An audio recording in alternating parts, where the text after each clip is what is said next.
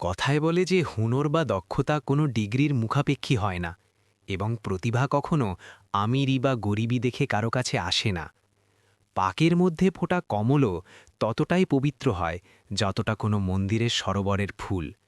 কিন্তু দুনিয়ার বিড়ম্বনা এই যে মানুষ মানুষের ক্ষমতা তার পোশাক আর তার প্রতিপত্তি দেখে বিচার করে। ১২ বছরের চন্দন ছিল এই তিতকুটে সত্যের এক জীবন্ত উদাহরণ।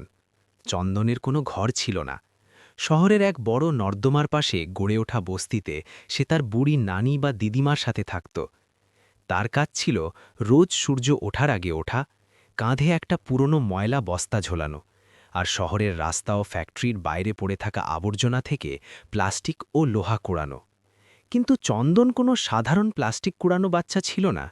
তার হাতে ছিল এক অদ্ভুত জাদু, আর মাথায় ছিল মেশিনের অগাধ বোধ। যেখানে অন্য বাচ্চারা ভাঙা খেলনাকে আবর্জনা ভেবে ফেলে দিত, চন্দন সেগুলো জুড়ে নতুন কিছু বানিয়ে দিত। সে মেশিনের শব্দ শুনেই বোঝা যেত যে ত্রুটি কোথায় আছে।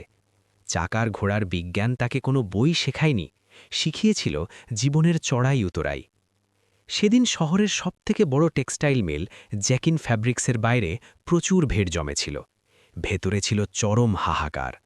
শেঠ জগনলালের মুখ রাগে লাল হয়ে গিয়েছিল। ঘাম মুছতে মুছতে সে তার চিফ ইঞ্জিনিয়ার মিস্টার মেহতার উপর চিৎকার করছিল। মেহতা, আমার কোনো অজুহাত চাই না। এটা জার্মানি থেকে আনা মেশিন, এর দাম কোটি কোটি টাকা। আজ সন্ধে পর্যন্ত যদি এটা চালু না হয় তবে আমাদের বিদেশি অর্ডার বাতিল হয়ে যাবে আর কোম্পানি দেউলিয়া হয়ে যাবে। আমি তোমাকে কিসের জন্য বেতন দিই? মিস্টার মেহতা, যিনি ইঞ্জিনিয়ারিংয়ের বড় বড় ডিগ্রি অর্জন করেছিলেন, তিনি হতাশ হয়ে মেশিনের কন্ট্রোল প্যানেলের দিকে তাকিয়েছিলেন। তার সাথে ৪ জন জুনিয়র ইঞ্জিনিয়ার এবং ১০ জন মেকানিকও ছিল, কিন্তু মেশিন নড়াচড়া করার নামও নিচ্ছিল না। এক অদ্ভুত ঘড়ঘড় শব্দের পর সেটা পুরোপুরি বন্ধ হয়ে গিয়েছিল। গরম আর উদ্বেগে পরিবেশ উত্তপ্ত হয়ে উঠেছিল। ফ্যাক্টরির প্রতিটি মজুর ভয়ে কাঁপছিল যে যদি মেশিন ঠিক না হয় তবে ফ্যাক্টরি বন্ধ হয়ে যাবে আর তাদের রুজিরুটি কেড়ে নেওয়া হবে। ফ্যাক্টরির বড় লোহার গেটের বাইরে আবর্জনার স্তূপের ওপর বসে চন্দন এসব দেখছিল। তার নজর ছিল সেই বিশালকায় মেশিনের ওপর, যা গেট দিয়ে পরিষ্কার দেখা যাচ্ছিল। সে গত ১ ঘন্টা ধরে ওই মেশিনের শব্দ খুব মন দিয়ে শুনছিল। সেটা যখন চলছিল এবং যখন বন্ধ হলো, তখন যে ধরনের খটখট শব্দ হয়েছিল তা চন্দনের মাথায় একটা বাতি জ্বালিয়ে দিয়েছিল। সে বুঝে গিয়েছিল যে এত বড় বড় ডিগ্রিধারী ইঞ্জিনিয়াররা কোথায় ভুল করছে। সে আর থাকতে পারল না। নিজের বস্তা সেখানেই ফেলে সে গেটের দিকে এগিয়ে গেল। দারোয়ান তাকে লাঠি দেখিয়ে আটকে দিল। এই ছেলে, কোথায় ঢুকছিস? চল ভাগ এখান থেকে, এখানে কোনো দান খয়রাত হচ্ছে না। চন্দন কাকুতি মিনতি করে বলল, কাকা, আমাকে শুধু একবার ভেতরে যেতে দিন, আমি ভিক্ষা করতে আসিনি। ঠিক তখনই ভেতর থেকে শেঠ জগনলাল আরও জোরে চিৎকার করলেন, কি তামাশা হচ্ছে? কেউ কি নেই যে এই কাবারটা ঠিক করতে পারে? চন্দন সুযোগ বুঝে দারোয়ানের হাতের তলা দিয়ে গলে সোজা মেশিনের দিকে দৌড় লাগাল। তার জামা কাপড় ময়লা ছিল, পায়ে ছিল ছেঁড়া চটি আর চুলে ধুলো জমেছিল। তাকে হঠাৎ মাঝখানে দেখে মিস্টার মেহতা রেগে গিয়ে বললেন, এই নোংরা বাচ্চাটা এখানে এলো কি করে? সিকিউরিটি, ওকে বাইরে ছুঁড়ে ফেলো। দুজনেই গার্ড চন্দনকে ধরার জন্য এগিয়ে এলো, কিন্তু চন্দন ভয় পাওয়ার বদলে সোজা শেঠ জগনলালের চোখের দিকে তাকালো।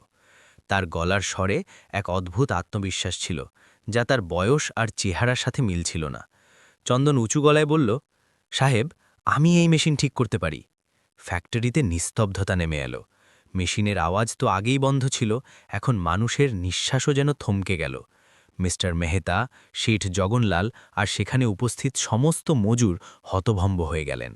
এক ১২ বছরের আবর্জনা কুড়ানো ছেলে দেশের বড় বড় ইঞ্জিনিয়ারদের চ্যালেঞ্জ জানাচ্ছে। মিস্টার মেহতার মুখ অপমান আর রাগে ফেটে পড়ছিল। তিনি এক ঘৃণা ভরা হাসি হাসলেন আর জুনিয়র ইঞ্জিনিয়ারদের দিকে তাকিয়ে বললেন, শুনলে তো তোমরা? এখন এই ২ পয়সার জঞ্জাল কুড়ানো ছেলে, যে বোধহয় স্কুলের মুখও দেখেনি, সে আমাদের শেখাবে যে জার্মানির এই হাইটেক মেশিন কিভাবে ঠিক করতে হয়। এটা তোমার কোনো ভাঙা সাইকেল নয় খোকা, এতে লাখ লাখ সেন্সার লাগানো আছে। হটো এখান থেকে, আমাদের সময় নষ্ট করো না। তিনি গার্ডকে ইশারা করলেন, একে তক্ষুনি বাইরে বের করো আর গেটে তালা লাগিয়ে দাও।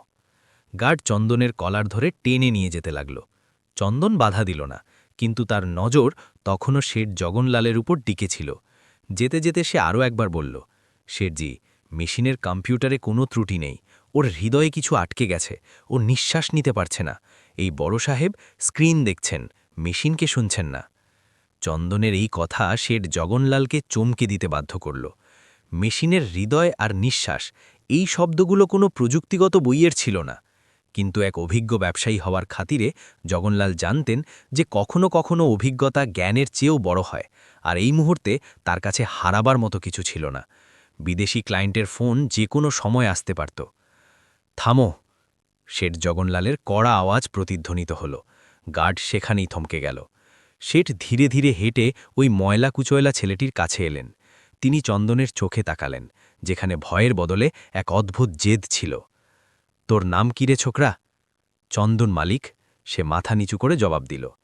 চন্দন, তুই জানিস যদি তুই এই মেশিনের সাথে কিছু ভুল করিস তবে এর জরিমানা তো 7 পুরুষও দিতে পারবে না। এই মেশিন নয়, আমার সম্মান বাজি রাখা আছে, শেঠ সতর্ক করলেন। মিস্টার মেহতা মাঝখানে বাধা দিয়ে বললেন, স্যার, আপনি কি করছেন? এটা পাগলামি। আমরা এই রাস্তাঘাটের ছেলের ওপর ভরসা কিভাবে করতে পারি? ও যদি আরও কিছু ভেঙে দেয় তবে ওয়ারেন্টিও শেষ হয়ে যাবে। শেঠ জগনলাল হাত তুলে মেহতাকে চুপ থাকার ইশারা করলেন। মেহতা, গত 4 ঘন্টা ধরে তুমি আর তোমার ডিগ্রি এই মেশিনের সামনে হাত জোড় করে দাঁড়িয়ে আছো। মেশিন এমনিতেও বন্ধ হয়ে আছে। এই ছেলেটি একে আর কতটা মারবে? যখন ওষুধ কাজ না করে তখন দোয়া বা টোটকাই সই। তারপর তিনি চন্দনের দিকে ঘুরলেন। যা, তোর কাছে মাত্র 10 মিনিট সময় আছে। যদি মেশিন চালু না হয় তবে আমি তোকে পুলিশের হাতে তুলে দেব। চন্দন এক গভীর নিঃশ্বাস নিল। সে তার ময়লা বস্তা এক কোণে রাখল আর নিজের ছেঁড়া পকেট থেকে একটা ছোট্ট মোর্চে ধরা স্ক্রুড্রাইভার বের করল, যা সে সম্ভবত আবর্জনা থেকেই কুড়িয়েছিল। সেটা দেখে সেখানে দাঁড়িয়ে থাকা মজুরদের মধ্যেও ফিসফাস শুরু হয়ে গেল। সবাই ভাবছিল এই ছোট ছেলেটি এত বড় লোহার দানবের সাথে কিভাবে লড়বে। চন্দন মেশিনের কাছে গেল। মেশিনটা এত বড় ছিল যে চন্দনকে তার সামনে পিঁপড়ের মতো লাগছিল। সে সেটা করল না যা ইঞ্জিনিয়াররা করছিলেন। সে কম্পিউটার স্ক্রিন বা লাল বাতির দিকে গেল না। সে নিজের চোখ বন্ধ করল আর মেশিনের নিচের অংশে হাত রাখল, যেমন কোনো ডাক্তার নাড়ি টিপে দেখে। তার মনে ছিল যে বন্ধ হওয়ার ঠিক আগে মেশিনের কোন অংশ থেকে খটখট শব্দ এসেছিল। মিস্টার মেহতা নিজের ঘড়ি দেখছিলেন। তার মুখে এক কুটিল হাসি ছিল, যেন তিনি অপেক্ষা করছিলেন যে কখন এই তামাশা শেষ হয় আর তিনি নিজের কথা সঠিক প্রমাণ করতে পারেন। চন্দন মেশিনের পেছনের দিকে হামাগুড়ি দিয়ে ঢুকে গেল। সেখানে অন্ধকার ছিল আর তেলের গন্ধ আসছিল। গিয়ার আর পিস্টনের এক জাল ছিল সেখানে। চন্দনের আঙুল গ্রিজ আর কালিতে মাখামাখি হয়ে গিয়েছিল, কিন্তু সে কিছু একটা খুঁজছিল। তখনই তার আঙুল একটা ছোট ভালভের কাছে গিয়ে আটকাল। মেশিনের পেটের ভেতর যেখানে অন্ধকার আর শ্বাসরোধকারী পরিবেশ ছিল, চন্দনের আঙুলগুলো সেই ভালভটিকে হাতড়াচ্ছিল। যেমনটা সে ভেবেছিল ঠিক তেমনটাই হল। একটা অতি ক্ষুদ্র, প্রায় না দেখতে পাওয়া লোহার টুকরো, যা হয়তো কোনো পুরনো যন্ত্রাংশ থেকে ভেঙে পড়েছিল, তা প্রধান এয়ার ইনটেক ফ্যানের মাঝে ফেসে গিয়েছিল। এটাই সেই জায়গা যেখান থেকে মেশিন নিঃশ্বাস নেয়। সেন্সর এটা ধরতে পারছিল না, কারণ এটা কোনো ইলেকট্রিক্যাল ত্রুটি ছিল না, বরং একটা সামান্য যান্ত্রিক বাধা। কিন্তু এই সামান্য বাধাই কোটি টাকার মেশিনের দম বন্ধ করে রেখেছিল। বাইরে মিস্টার মেহতা নিজের হাতের ঘড়িতে আঙুল ঠুকছিলেন। 9 মিনিট হয়ে গেছে স্যার, আর 1 মিনিট, তারপর পুলিশকে ডাকুন। আমি আগেই বলেছিলাম এগুলো সব নাটক। তখনই মেশিনের ভেতর থেকে খটখট আওয়াজ এলো, যেন লোহার সাথে লোহা ধাক্কা খাচ্ছে। শেঠ জগনলালের বুক কেঁপে উঠল। তার মনে হল ছেলেটি হয়তো মেশিন ভেঙে ফেলেছে। মিস্টার মেহতা চিৎকার করে উঠলেন, আরে, ও তো গিয়ারগুলো ভেঙে ফেলেছে, বের করো ওকে বাইরে। কিন্তু তখনই চন্দন হামাগুড়ি দিয়ে বাইরে বেরিয়ে এলো। তার মুখ আগের থেকে আরও বেশি কালো হয়ে গিয়েছিল, জামাকাপড় গ্রিজে মাখামাখি, আর হাতে সেই মরচে ধরা স্ক্রুড্রাইভার। সে হাঁপাচ্ছিল, ঘামের ফোঁটা তার কপাল থেকে টপকে মাটিতে পড়ছিল। সে দাঁড়িয়ে নিজের ছেঁড়া শার্ট দিয়ে হাত মুছল এবং খুব শান্ত স্বরে বলল, মালিক, মেশিনের গলা চোখ হয়ে গিয়েছিল, আমি ওটা পরিষ্কার করে দিয়েছি, এখন ও নিঃশ্বাস নিতে পারবে। মিস্টার মেহতা ঘৃণার চোখে দেখলেন। গলা চোখ হয়ে গিয়েছিল? কি আবল তাবল বকছে, এটা কি কোনো মানুষ নাকি? চন্দন তার কথা উপেক্ষা করল আর শেঠ জগনলালের দিকে তাকাল। চালু করে দেখুন সাহেব। শেঠ জগনলাল এক মুহূর্তের জন্য চন্দনের চোখে তাকালেন, তারপর অপারেটরের দিকে মাথা নাড়লেন।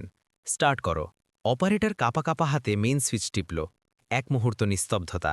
1 সেকেন্ড, 2 সেকেন্ড, 3 সেকেন্ড, কিছুই হলো না। মিস্টার মেহতা জোরে হাসলেন। দেখলেন স্যার, আমি তো... তার হাসি শেষ হওয়ার আগেই মেশিনের ভেতর থেকে এক গভীর হুঙ্কার শব্দ এলো। তারপর ধীরে ধীরে চাকাগুলো ঘুরতে শুরু করল। যে ঘর শব্দ আগে ছিল তা এখন গায়েব। মেশিন মাখনের মতো চলতে লাগল। কনভেয়ার বেল্ট নিজের পূর্ণ গতিতে দৌড়াতে লাগল। আর ডিজিটাল স্ক্রিনে সমস্ত লাল বাতি সবুজ হয়ে গেল। ফ্যাক্টরিতে উপস্থিত প্রতিটি মানুষের চোখ ছানা বড়া হয়ে গেল। মজুররা খুশিতে চিৎকার করে উঠল। জুনিয়র ইঞ্জিনিয়াররা একে অপরের মুখের দিকে তাকাতে লাগল। আর মিস্টার মেহতা, তার মুখটা এমন হয়ে গিয়েছিল যেন কেউ কোষে চর মেরেছে। তার বড় বড় ডিগ্রি, তার অহংকার, সবই 12 বছরের বাচ্চার ময়লা পায়ের নিচে ধুলোয় মিশে গেল। শেঠ জগনলাল মেশিনের মধুর শব্দকে সঙ্গীতের মতো শুনছিলেন। তিনি দৌড়ে মেশিনের কাছে গেলেন, হাত দিয়ে ছুঁয়ে দেখলেন। তারপর ঘুরে চন্দনকে দেখলেন, যে তখন নিজের বস্তাটা তুলতে যাচ্ছিল। থাম! শেঠ জগনলালের গলার স্বর এবার ভারী ছিল, রাগে নয়, বরং এক অদ্ভুত আবেগে। চন্দন থেমে গেল। কি হলো মালিক, এবার পুলিশ ডাকবেন? শেঠ তার কাছে এলেন এবং নিজের দামি স্যুটের পরোয়া না করেই ওই গ্রিজে মাখা বাচ্চাটির কাঁধে হাত রাখলেন। মেহতা, তিনি ইঞ্জিনিয়ারের দিকে না তাকিয়েই বললেন, এই মেশিন ঠিক করার জন্য আমি তোমাকে কত প্যাকেজ দিই? 20 লাখ বার্ষিক। আর এই বাচ্চাটি সেই কাজ 10 মিনিটে করে দিল যা তুমি 4 ঘন্টায় করতে পারোনি। তারপর তিনি চন্দনের দিকে ঘুরে বললেন, বেটা, তুই আজ শুধু মেশিন বাঁচাসনি, আমার সম্মান বাঁচিয়েছিস। বল তোর কি চাই? টাকা, নতুন জামা, যা চাইবি তাই পাবি। চন্দন শেঠের হাতের দিকে তাকাল। তারপর নিজের নানির বৃদ্ধ মুখটা মনে করল, যে ঝুপড়িতে খিদে নিয়ে অপেক্ষা করছিল। কিন্তু সে যে জবাব দিল তা সেখানে উপস্থিত সকলকে লজ্জিত করে দিল। সে নিজের পকেট থেকে মেশিনের ভেতর থেকে বের করা সেই লোহার টুকরোটি বের করে শেঠের হাতে রাখল। সাহেব, আমার ভিক্ষা চাই না। এই জঞ্জাল মেশিনের ভেতর ফেসেছিল, ওটা বের করেছি। শুধু এর মজুরি দিয়ে দিন, যাতে আমি আমার নানির জন্য ওষুধ আর দুবেলার রুটি নিতে পারি। শেঠ জগনলালের চোখে জল এসে গেল। একদিকে তার শিক্ষিত স্টাফ ছিল, যারা লাখ লাখ টাকা নিয়েও কাজ করতে পারল না, আর একদিকে এই বাচ্চাটি, যে কোটি টাকার লোকসান বাঁচালো আর চাইছে শুধু রুটি। তোর মজুরি নয়, তোর হক পাবি চন্দন, শেঠ বললেন। আজ থেকে তুই আর কাবার কুড়বি না। তুই এই ফ্যাক্টরিতে কাজ করবি, আর আমার খরচে পড়াশোনাও করবি। আমি দেখতে চাই, যদি তোকে সঠিক সুযোগ দেওয়া হয়, তবে তুই কি করতে পারিস। চন্দন নিজের কানকে বিশ্বাস করতে পারছিল না। তার ভাগ্য কি সত্যি বদলাতে চলেছে? কিন্তু সে জানত না যে তার এই সাফল্য তার জন্য নতুন শত্রু তৈরি করতে চলেছে। মিস্টার মেহতার কাছে চন্দনের অস্তিত্ব চোখের বালির মতো হয়ে উঠেছিল। এক অশিক্ষিত কাবাড়ওয়ালার ছেলে, যে এবিসিডির সঠিক জ্ঞান রাখত না, সে মেশিনের শব্দ শুনে এমন সব খুঁত ধরত যা মেহতার কম্পিউটারও ধরতে পারত না। মজুররা এখন মেহতার বদলে ছোট ওস্তাদ অর্থাৎ চন্দনের কাছে নিজেদের সমস্যা নিয়ে যেতে শুরু করেছিল। এই কথাটি মেহতার অহংকারে রোজ আঘাত করত। 6 মাস কেটে গেল। কোম্পানি একটা খুব বড় সরকারি টেন্ডার পেতে চলেছিল। এর জন্য তাদের একটা নতুন অটোমেটিক উইভিং ইউনিট তৈরি করতে হতো। শেঠ জগনলাল একটা মিটিং ডাকলেন। এই প্রজেক্ট আমাদের জন্য খুব গুরুত্বপূর্ণ, শেঠ বললেন। মেহতা, আমি চাই এই ইউনিটের ফাইনাল টেস্টিং তুমি করো। কিন্তু শেঠ একটু থামলেন আর হেসে চন্দনের দিকে তাকালেন, যে এক কোণে নিজের নোটবুক নিয়ে বসেছিল। আমি চাই চন্দন তোমার সাথে অ্যাসিস্ট্যান্ট হিসেবে থাকুক। ওর ব্যবহারিক জ্ঞান এই প্রজেক্টে কাজে আসবে। মেহতার রক্ত টকবক করে উঠল। তাকে, যে বিদেশ থেকে পড়াশোনা করেছে, এক জঞ্জাল কুড়োনো ছেলের সাথে কাজ করতে হবে, তাও অ্যাসিস্ট্যান্ট হিসেবে নয়, বরং এক নজরদারির মতো। কিন্তু শেঠের সামনে না বলার হিম্মত তার ছিল না। তিনি জোর করে হেসে বললেন, জি স্যার, নিশ্চয়ই, বাচ্চা মানুষ, শিখবে। কিন্তু মিটিং থেকে বেরোতেই মেহতার আসল চেহারা সামনে চলে এলো। তিনি করিডোরে চন্দনের কাছে থামলেন আর তার কানে ফিসফিস করে বললেন, বেশি হাওয়ায় উড়িস না কাবাডওয়ালা। সিংহের ছাল পড়লেই গাধা সিংহ হয়ে যায় না। তুই কালো জঞ্জাল ছিলি, আজও জঞ্জাল আছিস, আর চিরকাল জঞ্জালই থাকবি। যেদিন শেঠজির মেহরবানি চলে যাবে, সেদিন তোকে আবার ওই নর্দমার ওপারেই ফেলে আসব। চন্দন কোনো উত্তর দিল না, শুধু শান্তভাবে এগিয়ে গেল। সে জানত উত্তর মুখ দিয়ে নয়, কাজ দিয়ে দিতে হয়। কিন্তু মেহতা এবার শুধু কথার মধ্যে সীমাবদ্ধ থাকতে চাইলেন না। টেন্ডার ইন্সপেকশনের দিন চলে এলো। সরকারি আধিকারিক আর শেঠ জগনলাল দুপুরে মেশিনের তদারকি করতে আসার কথা ছিল। যদি মেশিন ঠিকঠাক চলে তবে কোটি টাকার টেন্ডার পাকা। 7 সকালে যখন ফ্যাক্টরিতে কেউ ছিল না, মিস্টার মেহতা চুপি চুপি নতুন ইউনিটের কাছে গেলেন। তিনি নিজের পকেট থেকে একটা প্লাস বের করলেন। তার পরিকল্পনা ছিল ভয়ঙ্কর। তিনি মেশিনের কুলিং সিস্টেমের একটা তার হালকা করে কেটে দিলেন। এটা এত সূক্ষ্ম কাঠ ছিল যে ওপর থেকে দেখা যেত না, কিন্তু যেই মেশিন পূর্ণ গতি নেবে তারটি গরম হয়ে ছিঁড়ে যাবে। কুলিং সিস্টেম বন্ধ হতেই মেশিন ওভারহিট হবে আর বিস্ফোরণ ঘটবে, অথবা অন্তত মেশিন জ্বলে যাবে। আর এর দোষ সোজা আসবে চন্দনের ওপর, কারণ আগের রাতে মেইনটেনেন্সের শেষ শিফটে ডিউটি ছিল চন্দনের। মেহতা লগবুকেও কারচুপি করে দিয়েছিলেন, যাতে দেখা যায় চন্দনই শেষবার পরীক্ষা করেছে। আজ তোর খেল খতম ছোট ওস্তাদ, মেহতা মনে মনে ভাবলেন, আর সেখান থেকে সরে পড়লেন। দুপুর 12টা বাজে। ফ্যাক্টরির পরিবেশ গম্ভীর। সরকারি আধিকারিকরা নিজেদের ফাইল নিয়ে প্রস্তুত ছিলেন। শেঠ জগনলাল গর্বের সাথে চন্দনকে ইশারা করলেন যাতে সে মেশিন চালু করে। চন্দন কন্ট্রোল প্যানেলের কাছে গেল। সে জানত না যে সে যে বোতামটা টিপতে যাচ্ছে সেটা তার ধ্বংসের ট্রিগার হতে পারে। চন্দন মেশিন অন করল। মেশিন নিজের ছন্দে চলতে শুরু করল।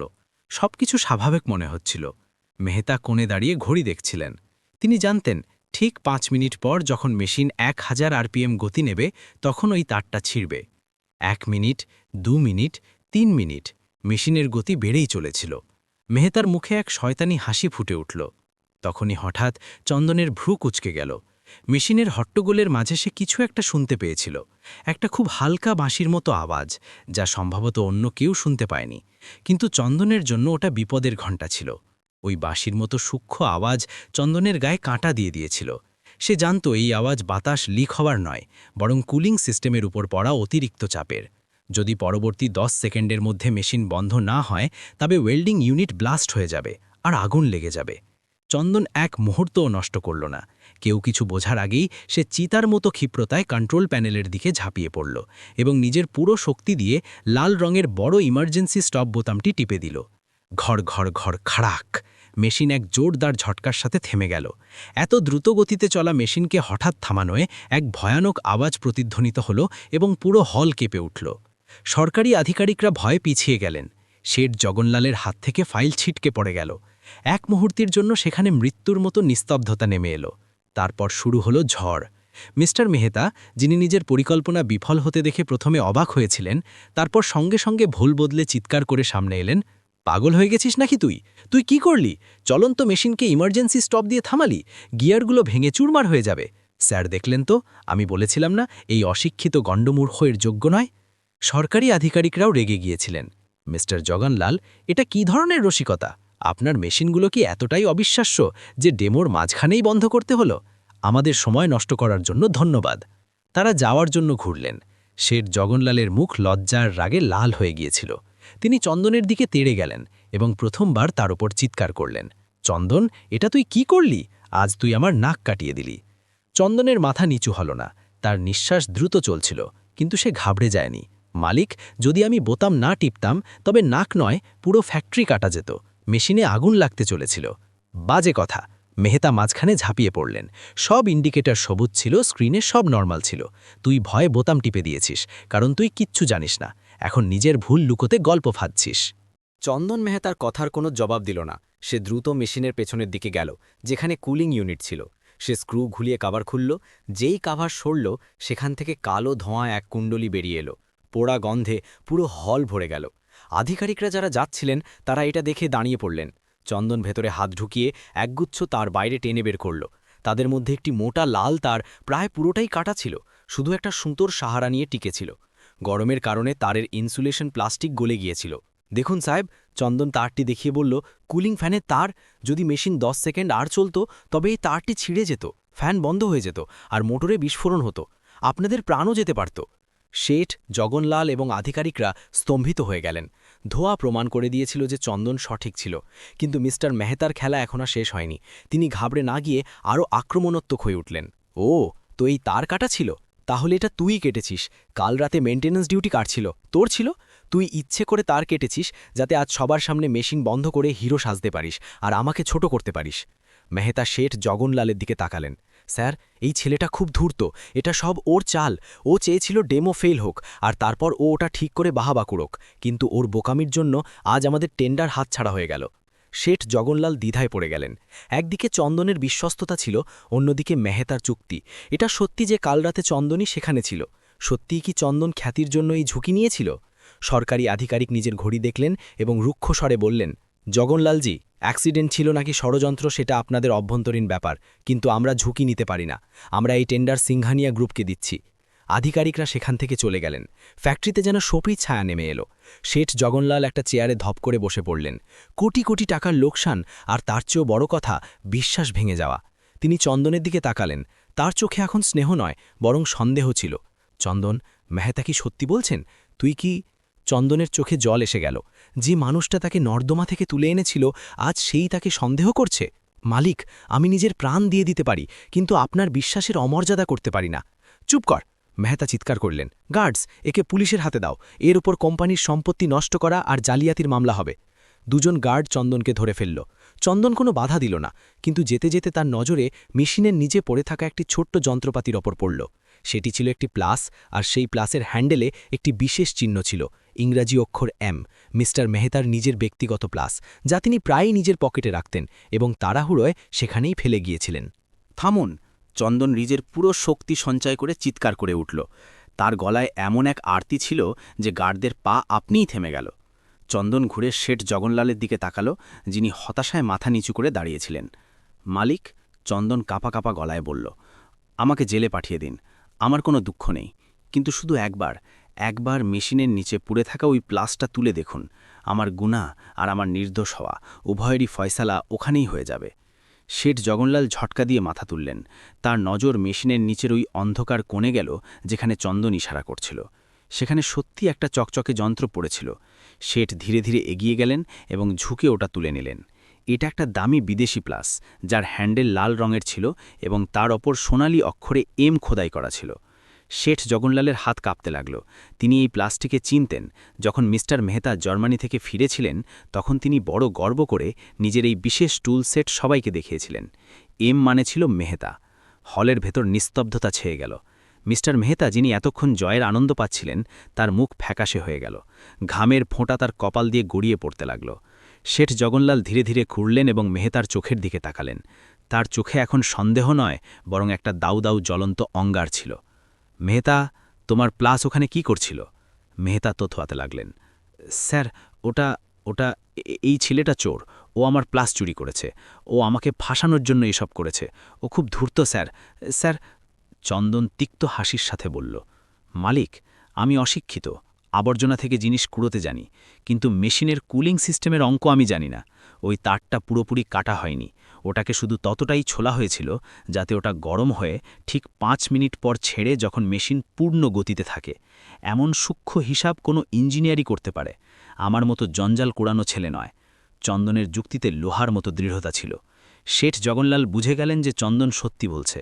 একটা অশিক্ষিত বাচ্চার কাছে এত মাথা থাকতে পারে যে সে মেশিনের শব্দ শুনতে পায়, কিন্তু এত শয়তান মাথা থাকতে পারে না যে সে থার্মাল ফিজিক্স ব্যবহার করে মেশিনকে টাইম বোমা বানিয়ে দেবে।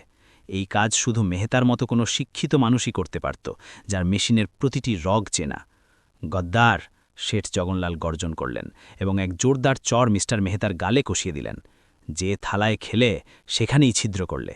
তুমি শুধু আমার মেশিন পোড়াওনি, তুমি আমার কোম্পানির সম্মান পুড়িয়েছ, আর তাও শুধু এই জন্য কারণ তুমি একটা গরিব বাচ্চার দক্ষতা সহ্য করতে পারোনি। মেহতা হাঁটু গেড়ে বসে পড়লেন, কাকুতি মিনতি করতে লাগলেন। স্যার, আমাকে ক্ষমা করে দিন, আমার ভুল হয়ে গেছে। আমি পথভ্রষ্ট হয়ে গিয়েছিলাম। ভুল নয়, এটা অপরাধ, শেঠ কড়া গলায় বললেন। পুলিশ তো আসবেই, কিন্তু চন্দনের জন্য নয়, তোর জন্য। গার্ডরা যারা চন্দনকে ধরেছিল তারা ওকে ছেড়ে দিল এবং তক্ষুনি মিস্টার মেহতাকে জাপটে ধরল। কিছুক্ষণের মধ্যেই পুলিশ এলো এবং মেহতাকে হাতকড়া পরিয়ে নিয়ে গেল।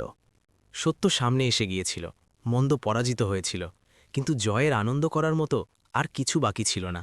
সরকারি আধিকারিকরা চলে গিয়েছিলেন, টেন্ডার হাতছাড়া হয়ে গিয়েছিল, কোটি কোটি টাকার লোকসান হয়ে গিয়েছিল। ফ্যাক্টরির হলটা খালি আর জনশূন্য লাগছিল। শেঠ জগনলাল একটা চেয়ারে ধপ করে বসে পড়লেন। তিনি জিতেও যেন হেরে গিয়েছিলেন। তিনি চন্দনের দিকে তাকালেন, যে এখনও নিজের জায়গায় দাঁড়িয়েছিল, মাথা নিচু করে। শেঠের নিজের ওপর ঘেন্না হচ্ছিল যে তিনি সেই বাচ্চাটিকে সন্দেহ করেছিলেন যে তার জন্য ঢাল হয়ে দাঁড়িয়েছিল।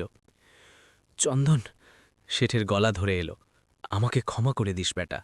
আমি হিরে চিনতে ভুল করে পাথর মনে করেছিলাম আর কাঁচের টুকরোর উপর ভরসা করে বসেছিলাম। না মালিক, চন্দন কাছে এসে শেঠের পায়ের কাছে বসতে বসতে বলল, আপনি হারতে পারেন না।